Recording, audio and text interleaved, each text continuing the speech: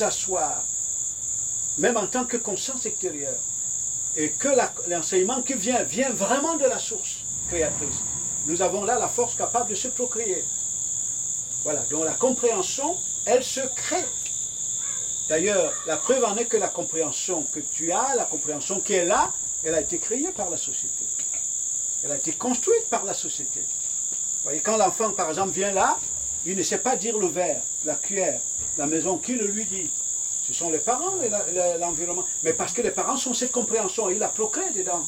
Bon, alors s'il est possible de procréer la compréhension qui est à combien plus forte raison, s'il y a des individus qui sont vraiment la compréhension qui vient du Créateur. Donc ça devient quelque chose d'ailleurs de tellement accessible et facile. Il faut simplement que cette compréhension soit là et personnifiée.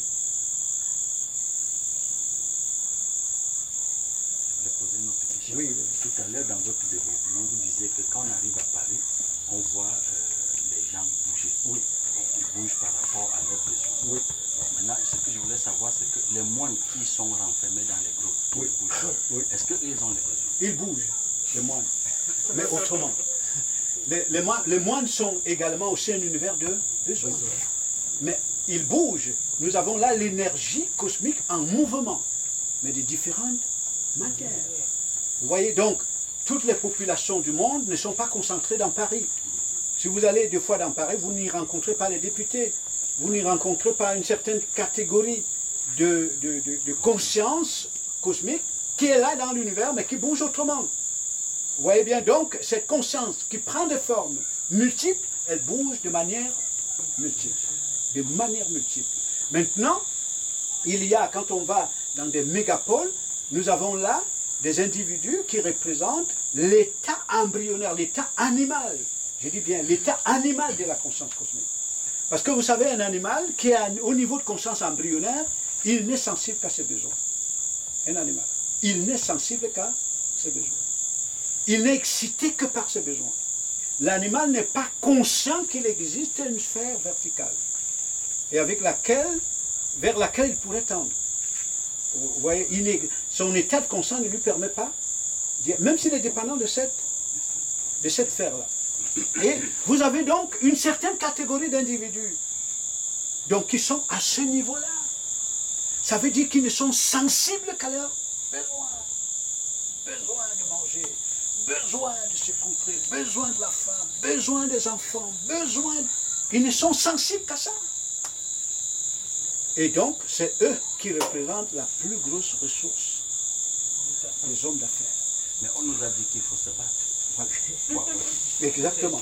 Voilà. D'ailleurs, vous comprenez bien que, d'ailleurs, tout le monde peut l'expérimenter, même si on ne te dit pas tous les jours qu'il faut te battre. Ce que tu représentes comme univers de besoins fait son travail. Vous voyez bien, très, très bien, parce qu'en fait, il faut se battre pour le satisfaire. Bon. Et ce langage qui est utilisé par des consciences plus avancées, parce qu'on sait très bien qu'on a tendu la perche à l'extérieur. Comme par exemple que, moi je me souviens quand j'étais petit, on cherchait le poisson, il y avait une sorte de pièce que nous utilisions, on construisait comme ça avec une bouche ouverte, et qu'on allait mettre là où il y avait un grand courant d'eau. Un courant d'eau, tu le mettais là, et puis tu fermais partout, donc au point que quand tous les poissons qui passaient par là rentraient dans le piège. Donc ça veut dire que lorsque les pièges sont tendus à l'extérieur, ces individus qui sont excités par les besoins, quand vous voulez dire battez-vous, mais ils rentrent dans.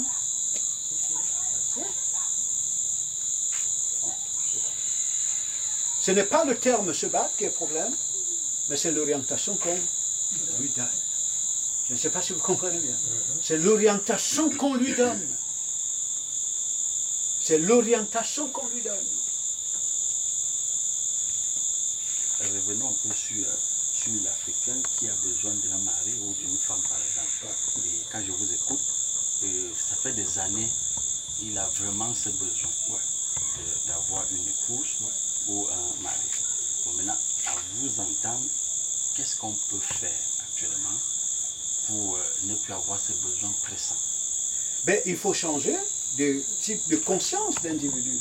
Et comme je le disais, que la base de besoins, les besoins que nous avons décrits là, ceux qui connaissent, je me souviens, il y a une sœur qui le rappelait dernièrement, après cet enseignement, elle disait justement que c'est ce que Maslow avait bien identifié dans sa pyramide de besoins un individu humain comme un univers de besoins. Donc, puisque c'est la compréhension, c'est la société qui construit ça. Donc, c'est la compréhension que la société donne aux individus. Voilà. Et ce qui fait que les catégories sociales diffèrent aussi en fonction de leur compréhension et des besoins qui sont derrière. Vous allez trouver des individus qui sont au bas niveau. Lui, son désir n'est pas d'être ministre. Il sait clairement qu'il ne peut pas, il n'a pas le moyen pour le devenir. Lui, il a un autre niveau de besoin. Vous voyez, donc selon son niveau de compréhension. Voilà. Donc c'est comme ça que la société réagit. Donc maintenant, pour changer dans ça, il faut changer des sphères de compréhension. Donc il faut que si il y a la compréhension qui vient, il faut la procréer. Donc si vous avez une nouvelle conscience, notamment, qui vient de la sphère créatrice, qui émerge là, mais il y a un changement qui rentre en action. C'est une question de compréhension. Ce dont le peuple a besoin, ce n'est pas de l'argent, mais c'est la compréhension. C'est qu'il y ait création d'une nouvelle compréhension. Et l'univers va être à son service.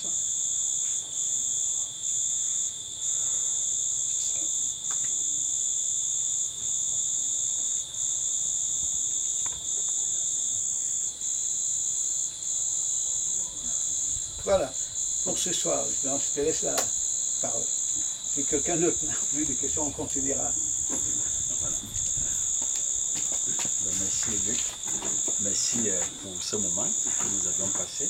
Alors ce que je peux dire brièvement, c'est que nous avions retenu ce soir que l'humain est un univers de besoins et que ces besoins n'ont pas été construits pour être satisfaits.